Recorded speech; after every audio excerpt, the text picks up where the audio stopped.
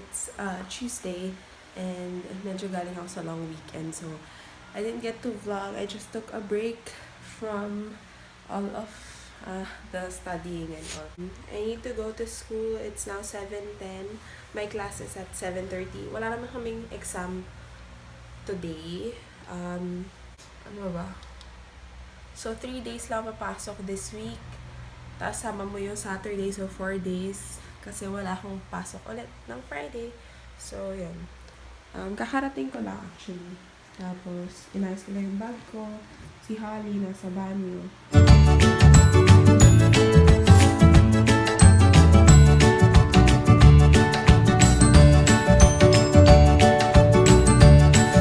For almost a whole week, wala yung mom ko.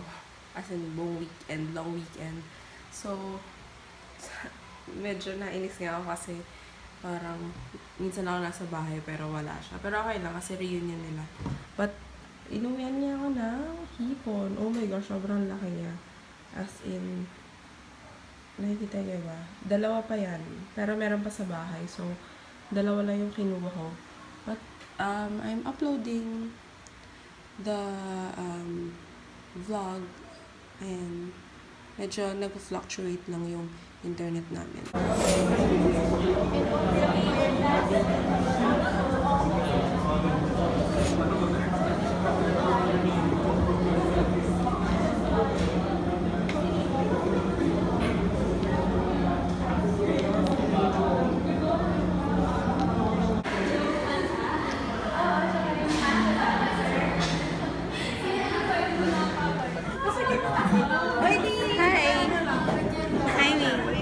Another vlog.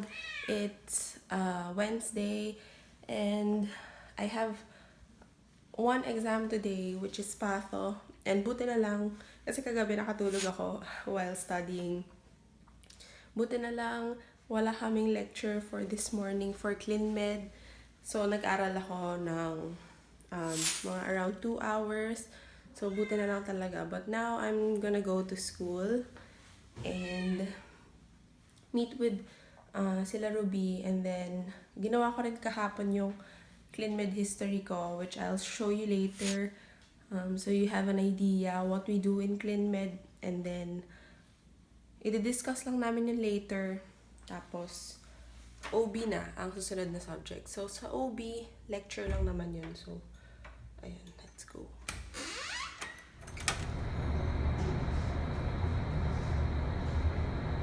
So, ano pinipilahan mo? Ano pinipilahan mo?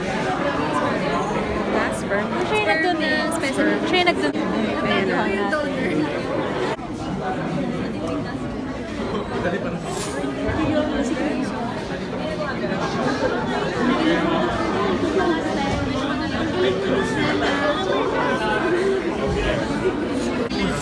Ayan, mapupunutan ka.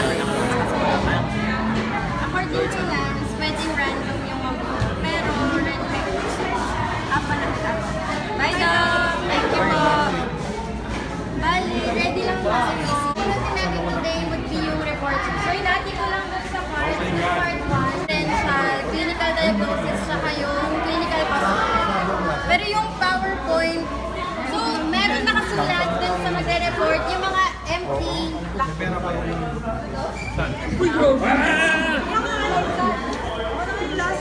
Yay!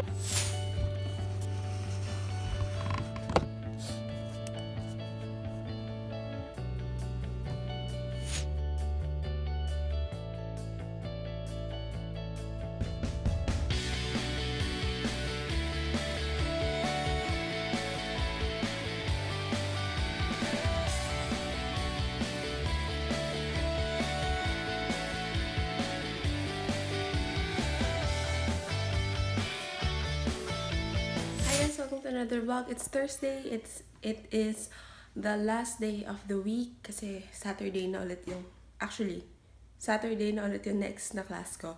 So, I just prepared my sandwich kasi nagmamadali na ako. It's surgery class today and maaga yung prof namin. So, nagmadali na lang ako just to reserve the seats. Tapos, yeah, I'm on my way there.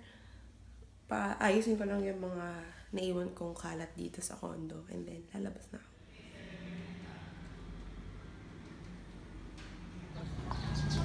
So, naglalakad kami, pabalik na ng school. Si Des, pinag-iisipan pa niya kung uuwi siya or magla-live. Wag na. Dapat wag na siya umuwi. Pwede matulog sa live. Hindi ako tutulog, mag-aaral talaga ako. Yes. Joke lang. O sige na nga,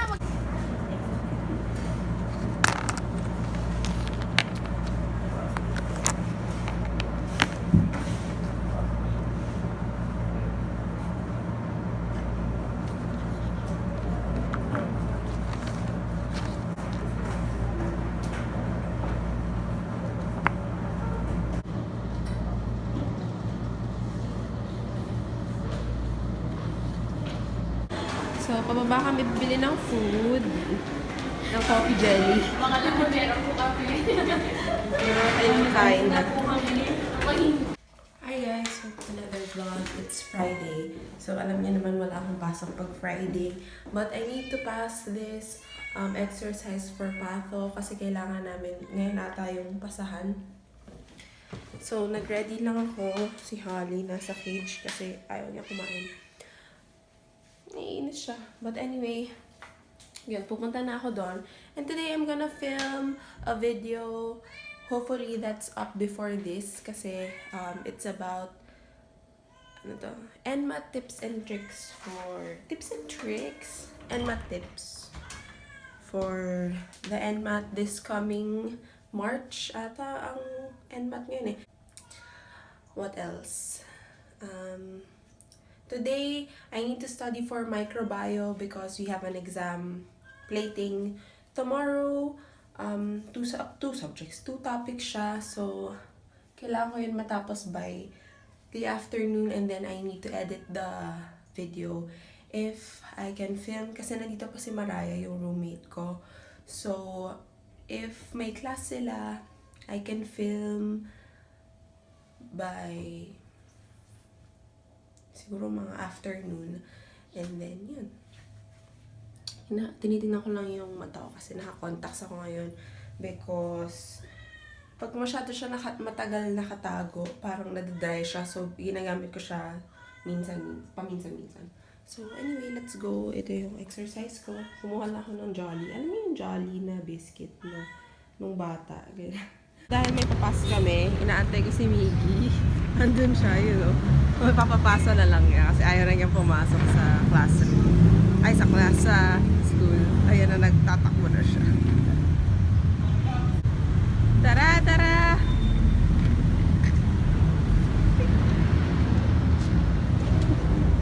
Thanks. Ayun na kasi siya. Ayun na sila dumama. Hoy!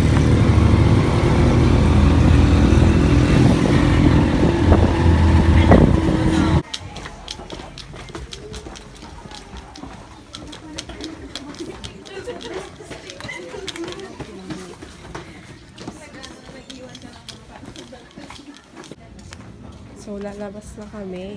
Ay, ano nga to? Lumabas ulit, Fritz. Tama ba? Okay, nakalabas sa pasigot-sigot.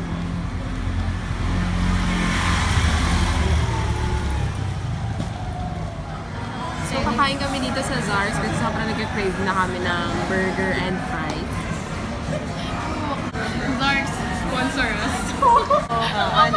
Kaya namin ubusin yan. Only fries ba ka mo? So, ito na, Portuguese.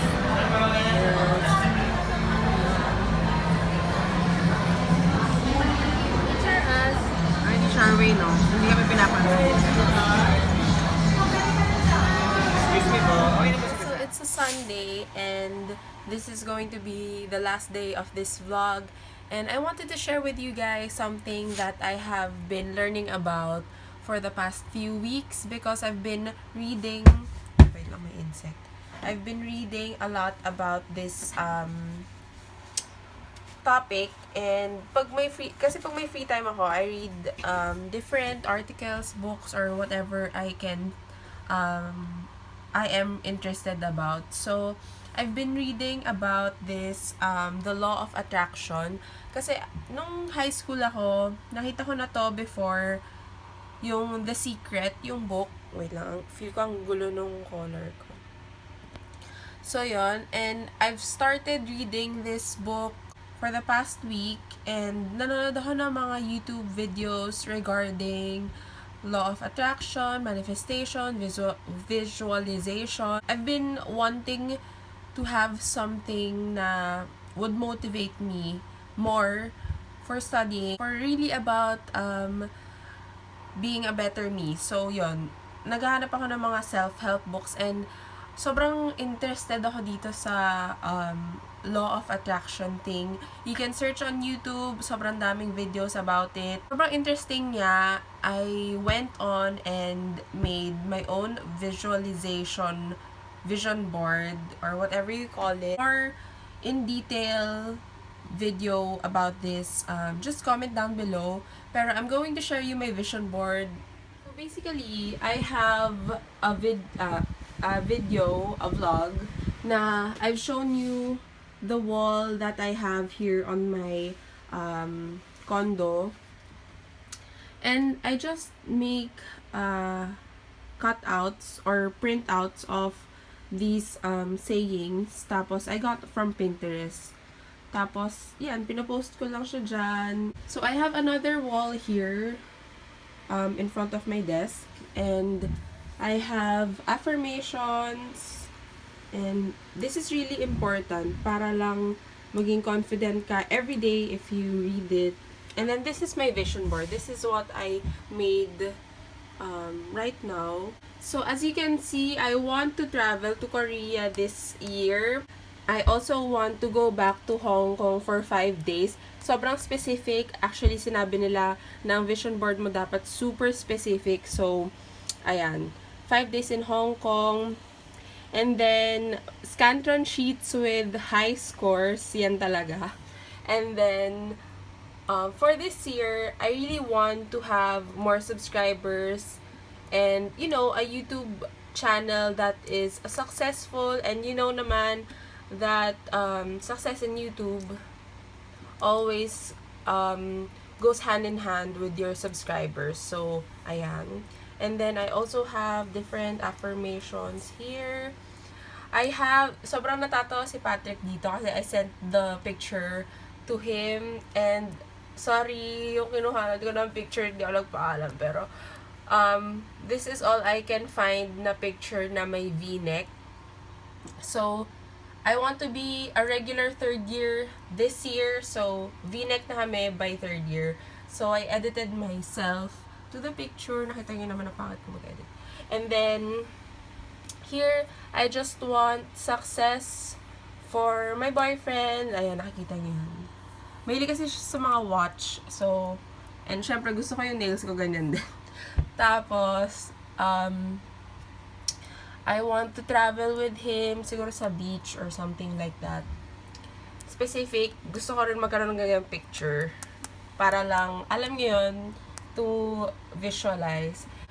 Sabi nila, dream big na with your visualization. So, I want to have a new car this year. I don't know if that's, yun nga rin. Hindi po pwedeng sabihin, I don't know if that's gonna happen. It's gonna happen. Ayan, abundance.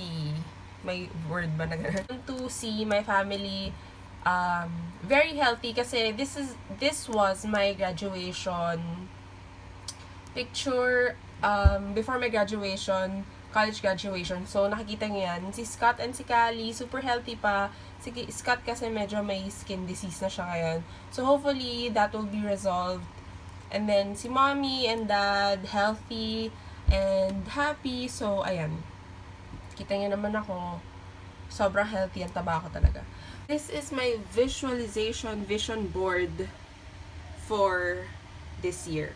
By the way, nakalimutan ko na i-mention yung si Patrick nandyan because I really want to have a very happy relationship with him this year and syempre in the coming years. But ayan, sobrang happy ko kasi dyan sa picture na yan kasi ginawa niya ako ng breakfast dyan. So, ayan. Ta-da! That's my vision. So anyway, that's what I've been doing for this morning. And actually, I have a lot of things planned for today. It's Sunday.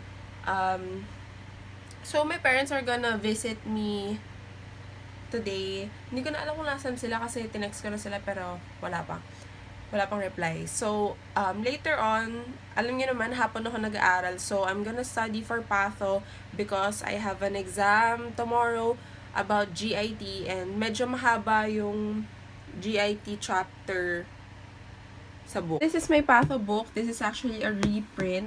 So, hindi siya original. Mahal kasi yung original. So, GIT 749. This is actually the part 2 of the Patho book. Ano na? Nasa na? 749. Imagine nyo, I actually bring this every day for Patho. Hindi naman every day. Every day that I have Patho. So, this is a GIT. Ayan. Starts with 750. And, kita nyo naman, di na ako nag-highlight sa end. Ends at 817. So, 817, 750 to 817. Isipin nyo na lang, yan yung aaralin ko for one exam on Monday, tomorrow, which is only over 20. So, ayan. So, I don't know if I'm going to really dwell on the book, pero I also have naman the trans. So, maybe I'm just gonna ano tawag mo dito? Do the recording and then listen to the recording. Siguro, hindi ko alam kung sa trans or sa book ako magbe-base. I'm so happy with my vision board. Okay, so that is it for this vlog. It's now Monday and I forgot to end the vlog yesterday. So, I'll see you guys next week and thank you guys for watching. Don't forget to comment, rate, and subscribe.